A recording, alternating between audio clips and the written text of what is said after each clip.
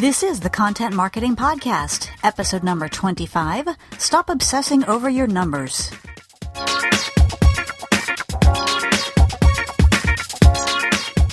Hello and welcome to the Content Marketing Podcast. This is the show where we help you attract and retain business through the power of quality content. I'm your host, Rachel Parker of Resonance Content Marketing, and today is June 27th, 2013. Hello, and thank you for joining us today for episode 25 of the Content Marketing Podcast. Just a reminder, we are live on iTunes, so if you're listening to this episode on the blog, you can click on over and subscribe. That means you'll get new episodes automatically delivered to your computer or your iPod or your smartphone or your listening device of choice. And if you have an Android or other device and don't have access to iTunes, we also have an RSS feed, and I will provide that link in the blog post. Last week we had a great time talking to Chris Burris and Charles Lewis, aka the SEO Rapper, on all things SEO and what we content marketers need to know to help our content rock all those all-important search rankings. So if you happen to miss that episode, I highly recommend that you click on over to iTunes or to the RSS feed and get all caught up. That brings me to today's topic. Today we are going to talk about numbers. Specifically, we're going to talk about how easy it is to get really obsessive over certain numbers and why it can be really counterproductive and not in your best interest to do so. Let's find out. And before I start on today's topic, I need your help with something. If you've been listening to the podcast for a while, you probably know that here at Resonance, Sophie, the Wonder Pug, is our Vice President of Morale, and she always has been. She was with me when I started this business almost 3 years ago and has served me well this entire time. Now, earlier this year, Hermione the baby beagle joined the team. Now, she was just a tiny pup when she came on board, so of course we gave her the title of intern.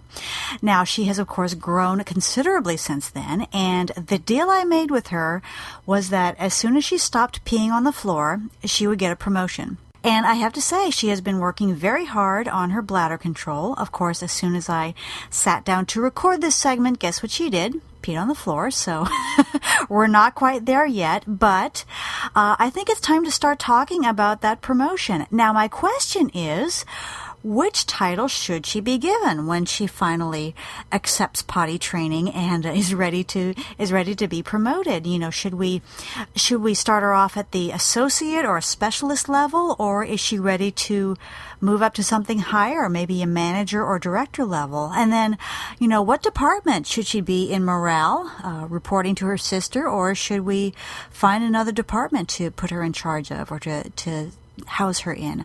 All these are very important questions, and I want to hear what you think. So leave me a comment on the blog or hit me up on Facebook or Twitter, or you can always email me at rachel@resonancecontent.com and let me know what you think that Hermione the Beagle's new title should be when she is finally ready for promotion, which, judging by what happened about 10 minutes ago, will probably not be any time very soon. Okay, on to business. This week, I want to talk about numbers. Now, when you first get started in content marketing, or really any kind of marketing, but I specifically want to talk about content marketing because that's what we do here, you are going to be bombarded with numbers. You're going to have in front of your face on a regular basis how many addresses are on your email list, how many Facebook fans you have, how many downloads your ebook or your white paper has racked up, and on and on and on. At the same time, you're probably meeting people who, within the first 5 minutes of every conversation, has to tell you exactly how many email subscribers they have or how many Twitter followers they have, etc., etc. And then if that's not enough, I'm sure that to keep your axe sharp, you're reading lots of blogs and taking in a lot of information, and you're probably being bombarded with blog posts with titles like 6 Simple Ways to Double Your Facebook Fan Base, or maybe a white paper with the title, Explode Your Email List in 30 Days or Less, and things like that. So it's really, really easy to become obsessed with these numbers. And I myself am no exception. A little over a week ago, when the podcast was approaching 5,000 downloads, I was checking in with Libsyn like 3 times a day. Are we there yet? Are we there yet? And it just gets ridiculous. So the first thing that I want to say about this obsession that we all have with our numbers, is to remember that quality trumps quantity. And, the story, the analogy I tell clients all the time is that I could go out and give 1,000 12-year-olds $1 a piece to follow me on Twitter. And yes, my Twitter fan count would jump by 1,000 overnight. But what good would that do for your business? These people are probably not in your target audience. If they are, then great. But they're probably not, and are probably not going to add any value to your marketing efforts. On the other hand, imagine that you only had 10 followers on Twitter, or 10 fans on your Facebook page or whatever. If you only had 10 followers, but each one of those was either a potential customer or a good source of referrals, and each one of those followers regularly retweeted your content, shared what you had to say, and repeatedly brought new fans and followers to you. Now, I have to say, I would go for the second one in a heartbeat, because I want those good quality followers. And I have to remind myself all the time that the reason we do this is it's not to get in front of as many eyeballs as possible. It's not to have as many warm bodies, if you will, attached to our social accounts or our email, but it's so that we can reach the people who can drive our business. At the end of the day, we gotta bring in the business. Shoes aren't free, and I like my shoes. So, and if you go back to episode number 12 of the Content Marketing Podcast, you might recall that we talked about narrowcasting. And narrowcasting is one of those old new approaches. It's a new buzzword, but it's a tried and true approach. And that is really understanding what your niche is. Who are the people in your niche? What are their demographics? What are they interested in? And really creating an intimate conversation with that small select audience, instead of the opposite, which is broadcasting, which is trying to get through to as many people as possible, whether or not they could add value to your marketing efforts. So the next time you start finding yourself moping around about your numbers that aren't where you think they should be, just take a closer look and see who is in that group that you're reaching, and if you are reaching those quality people. Now, if you're not reaching your target audience, that's an issue that you're going to want to look at. You might need some tweaking, but just letting your actions be driven by those raw numbers could wind up wasting a lot of time, could waste a lot of money chasing after driving those numbers up, and could even maybe get you into trouble down the road. So just be conscious of that. The second thing I want to say is that good content marketing is not an event. It is a process. This is not a whiz bang, wrap it up in a week and people line up at your door. It's what we call drip marketing. So if you imagine a bucket sitting under a leaky faucet, if that faucet keeps leaking into that bucket, eventually it will get full. So if you imagine, every email, every blog post, every ebook is another drip in that bucket, and that's another contact, another touch point, some people call them, that you have with that customer. And all this takes a lot of time. But every time you do something, every time you publish a blog post, send an e-newsletter, every time you curate a piece of quality content or share someone else's content that you think your readers would appreciate, you're putting in one more building block in place for what's eventually going to be kind of a referral generating machine, if you will. To cite an example, I have a friend who does sales training, and he tells the story about this client who just contacted him out of the blue, had never heard of this person, but it turned out the guy had been receiving his weekly tip email for, I want to say about 5 years. This guy had been on his email list and was receiving that e-newsletter that my friend and his team sent out each week, and it took 5 years, but he was finally in a position to hire them to do their sales training. And this guy, it turned out, worked for a huge company and wound up signing like a $500,000 contract. I mean, something ridiculously huge. Now, does that mean you're going to have to wait 5 years to get results? I don't think so. I certainly hope not, because I'm in this game too, remember?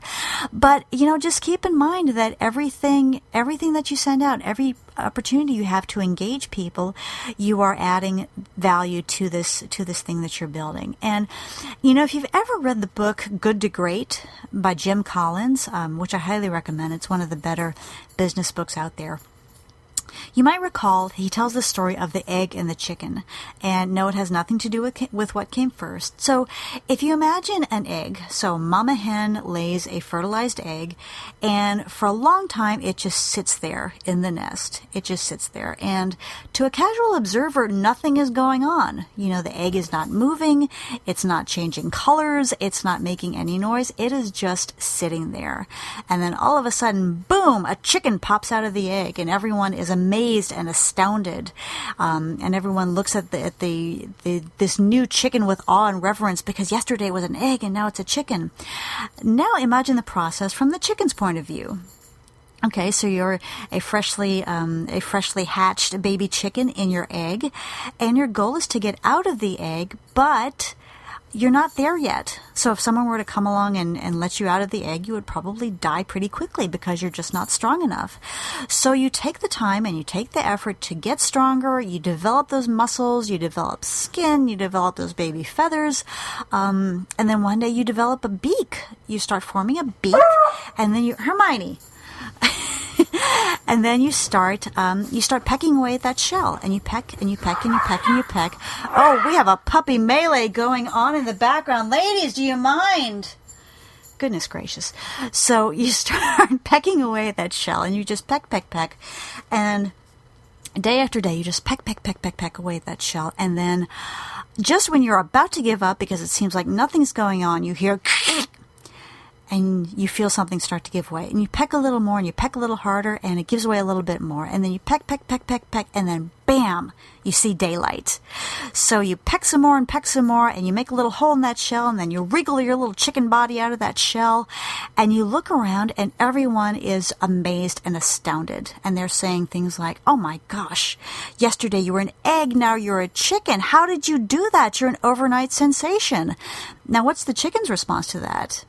Overnight my ass, right? Because the chicken knows exactly what all went into this feat of coming out of the shell. And that's what I compare our journey as content marketers to. It's not the big bang that gives what we do quality. It's that incremental progress over time. It's the every email we send out, it's every blog post, it's every video, it's every newsletter, and it all works together towards whatever that breakthrough is. And of course, for us, the breakthrough is, of course, making a sale to people who follow our content. So I hope that story kind of puts things into perspective. It's one of my favorite stories, and I think it really relates well to what we do as content marketers.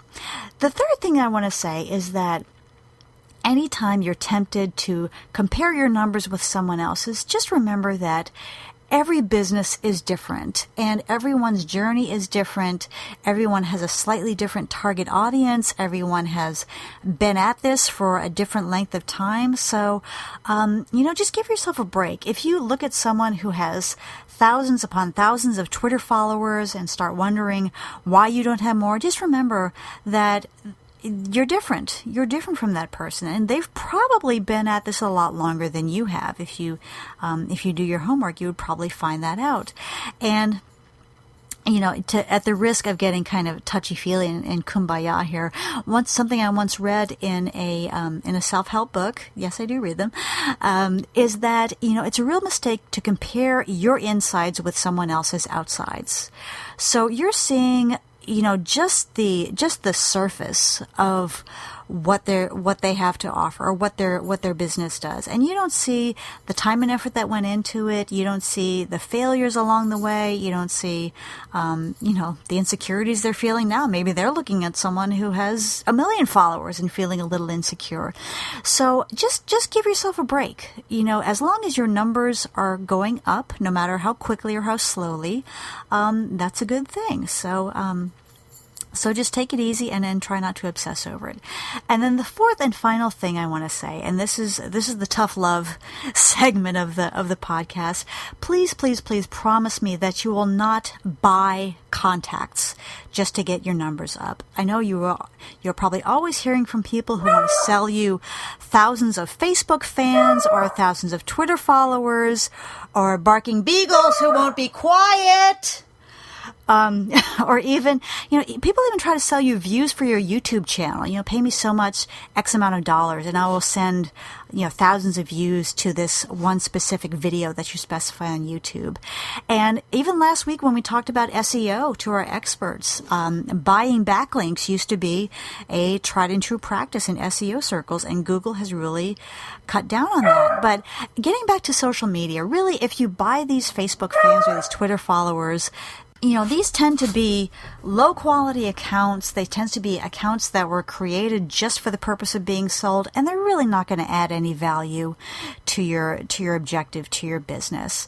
So please stay away from that. Now, buying email lists is a different subject matter, and I am not enough of an expert on email marketing to be able to tell you much about that. But I do know there are some voices out there saying you should never buy email lists, and there are others, like last summer I read the book The Rebel's Guide to Email Marketing by DJ Waldo and Jason Falls, and these guys said, well, if you buy from a reputable source and you use that list wisely, then yeah, it can be a good thing for your business. So I'm not going to tell you to buy or not to buy. I will tell you this.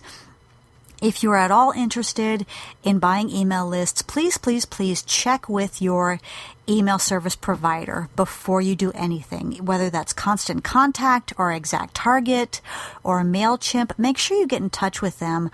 They might have guidelines already available, but if not, please get in touch with them and get their advice on how to use a list wisely, because I will tell you, if you go into your Constant Contact and just upload a list and start spamming people, they have been known to shut down accounts for things like that. Buying lists, neither good nor bad, but make sure that you do your homework first.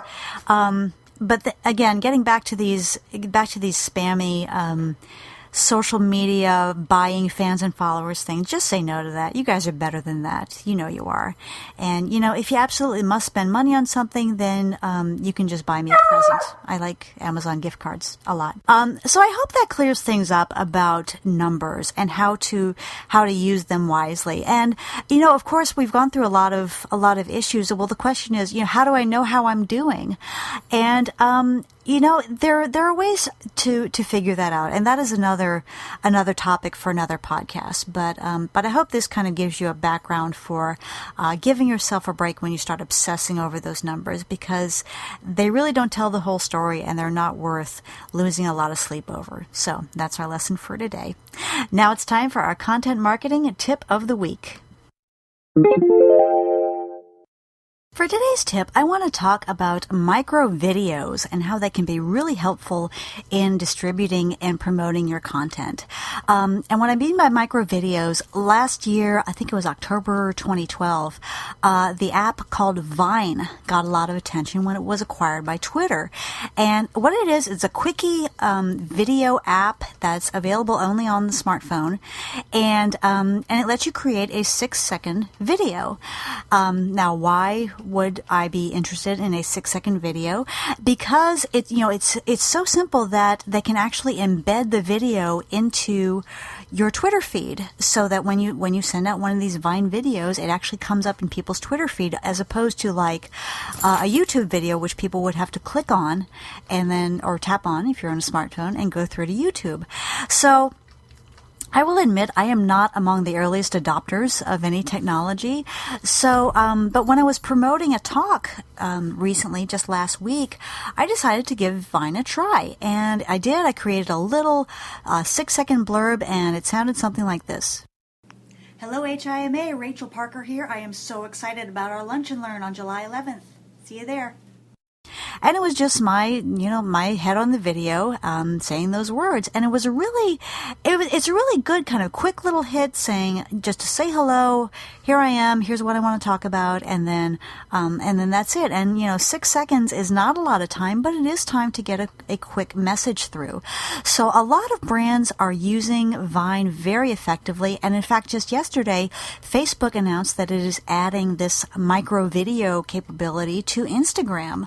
And I think Instagram's going to allow like either 12 or 15 seconds of video time. So that's something that you might want to play with if you're looking for new and interesting ways to distribute or promote your content. Look into micro videos and let me know what you come up with. We'd love to see it. Okay, campers, that is it for me this week. I hope you've enjoyed this episode of the Content Marketing Podcast. If you like what you've heard today, please feel free to subscribe on iTunes or via the RSS feed. And if you really like what you've heard, please leave us a quick review on iTunes. I would so appreciate it. For more information about content marketing, you're welcome to visit our blog at resonancecontent.com/blog, where you'll also find links to our pages on Facebook, LinkedIn, Twitter, and other social networks. And if you'd like to email me a question that we can cover in a future tip of the week, you can contact me anytime at rachel@resonancecontent.com. And if you'd like for me to come speak about content marketing to your business or your organization, you might be interested in my latest talk, which I call Content Marketing, Driving Business in a Post-Mad Men World. If you'd like to know more, you can contact me through any of the above-mentioned vehicles, or you can go to contentmarketingspeaker.net. Again, that is .net, not .com, and it's Content Marketing Speaker, all one word. As always, I like to leave you with a quote, and today I actually have a quote with a really good story behind it. So today's quote is from Conan O'Brien. Now, you might remember back in 2009, Jay Leno, who had hosted The Tonight Show for years and years and years, announced that he was leaving as host. And Conan O'Brien, who at the time hosted NBC's Late Show, had already been tapped to take his place. So it was part of his contract with NBC that he was going to take over when Jay Leno chose to leave the show. And he did. Well, 7 months later, in early 2010, NBC announced that Jay Leno would be returning to the show, which of course left Conan O'Brien squeezed out. Now, of course, I'm really condensing this. It was kind of a long, drawn-out thing. Leno had a primetime show that didn't work out, and there was lots of back and forth. But basically, Leno was back in, and O'Brien was out. And in the last moments of his final episode as host of The Tonight Show, Conan O'Brien gave a farewell speech. And I have to say, if you want to see a prime example of a gracious handling of a bad situation, if you want to see what that looks like, go to YouTube and do a search for Conan O'Brien Tonight Show farewell, or Conan O'Brien NBC farewell, or something like that. He took it was a very short speech, about a minute and a half, but it was just so gracious and so kind and so incredibly positive. He said, I see a lot of people who say they feel sorry for me, and he said, please don't do that. He says, I got to host The Tonight Show for 7 months. How many people can say that? And it's just, I didn't have a really strong opinion about him one way or the other until I saw this speech, and I just have a tremendous amount of respect for him. So anyway, the speech that he gave on his last episode of The Tonight Show, he closed with these words, quote, "Please do not be cynical. I hate cynicism. For the record, it's my least favorite quality. It doesn't lead anywhere. Nobody in life gets exactly what they thought they were going to get. But if you work really hard and you're kind, amazing things will happen." Just love those words from Conan O'Brien. Again, this is Rachel Parker with Resonance Content Marketing, and we will see you again next week. Take care.